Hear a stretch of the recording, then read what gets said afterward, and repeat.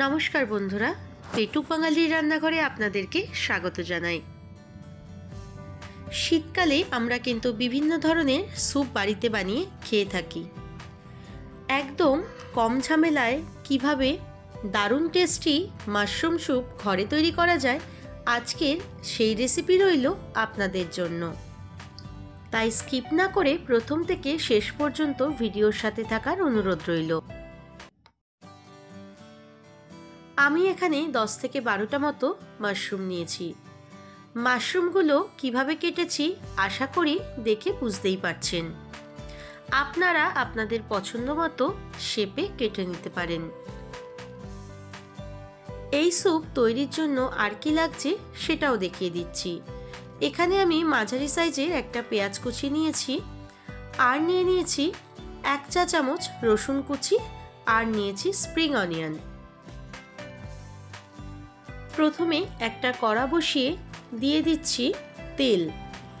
আমি এখানে extra virgin olive oil use করেছি, চাইলে আপনারা সাদা তেলও ব্যবহার করতে পারেন।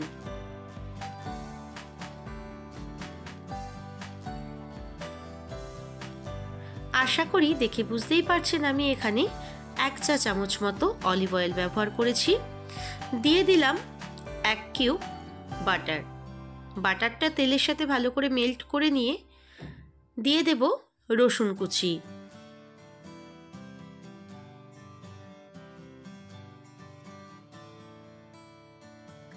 রসুন কুচিটা এবার একটু কিছুক্ষণ ফ্রাই করে নেব। আমার এই পরিবারে যদি কেউ নতুন বন্ধু হয়ে থাকেন তাহলে সাবস্ক্রাইব করে পাশে থাকা বেল আইকনটি অবশ্যই প্রেস করে দেবেন, যাতে সকলের আগে নোটিফিকেশনগুলো আপনার কাছে পৌঁছে যায়। রসুন কুচি কিছুক্ষণ ফ্রাই করে নেওয়ার পরে দিয়ে দিচ্ছি কেটে রাখা পেঁয়াজ কুচি। পেঁয়াজ কুচি রসুনের সাথে কিছুক্ষণ আবারও ফ্রাই করে নেব। এই স্টেপগুলো ফলো করার সময় অবশ্যই গ্যাসের ফ্লেমটা কিন্তু লোতেই রাখতে হবে। পেঁয়াজটা যাতে একটু তাড়াতাড়ি নরম হয়ে যায় তার জন্য দিয়ে দিচ্ছি ওপর থেকে পরিমাণ মতো নুন। পেঁয়াজটা কিছুক্ষণ ভেজে নেওয়ার পর এবার দিয়ে দিচ্ছি কেটে রাখা মাশরুমগুলো। মাশরুমগুলো দেওয়ার পর পেঁয়াজ এবং রসুন কুচির সাথে আবারও কিছুক্ষণ ভালো করে ফ্রাই করে নেব। শীতকালীন অনেক ধরনেরই হয়তো আপনারা স্যুপ ট্রাই করেছেন, কিন্তু যদি বলেন একদম সহজ পদ্ধতিতে কোনো স্যুপ খাওয়ার জন্য, তাহলে বলবো আজকের রেসিপিটা আপনাদের জন্য রইল।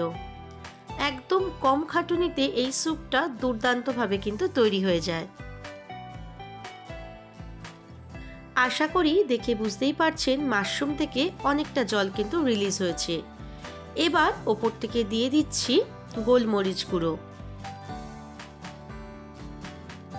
আবারও খুব ভালো করে মিশিয়ে নিয়ে এবার দিয়ে দেব ওপর থেকে পরিমাণ মতো জল। যেহেতু এটা স্যুপ তৈরি করছি তাই জলের পরিমাণটা আপনারা আপনাদের পছন্দ অনুযায়ী রাখবেন।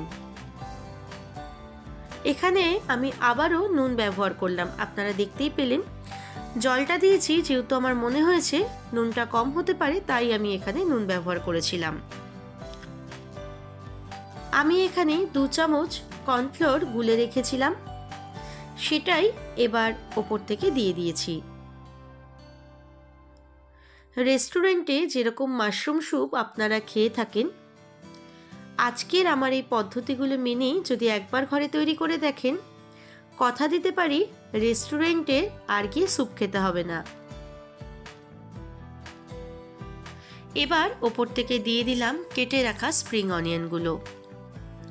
এটা একেবারেই অপশনাল, চাইলে আপনারা ব্যবহার নাও করতে পারেন, তবে ব্যবহার করলে দেখবেন টেস্ট কিন্তু একদমই রেস্টুরেন্ট স্টাইলে আসছে।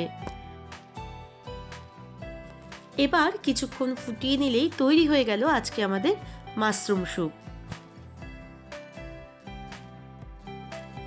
একদম কম সময়ে ভালো কিছু খেতে হলে আজকের এই রেসিপি অবশ্যই একবার বাড়িতে ট্রাই করে জানাবেন। আমাদের স্যুপ কিন্তু তৈরি হয়ে গেছে, চলুন আপনাদের পরিবেশন করেও দেখিয়ে দিচ্ছি।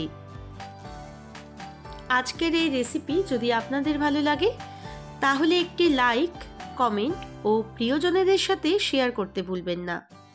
আপনার একটি লাইক আমাকে অনেকটা ইন্সপায়ার করে আপনাদের কাছে এরকম নিত্য নতুন রেসিপিগুলো তুলে ধরার জন্য।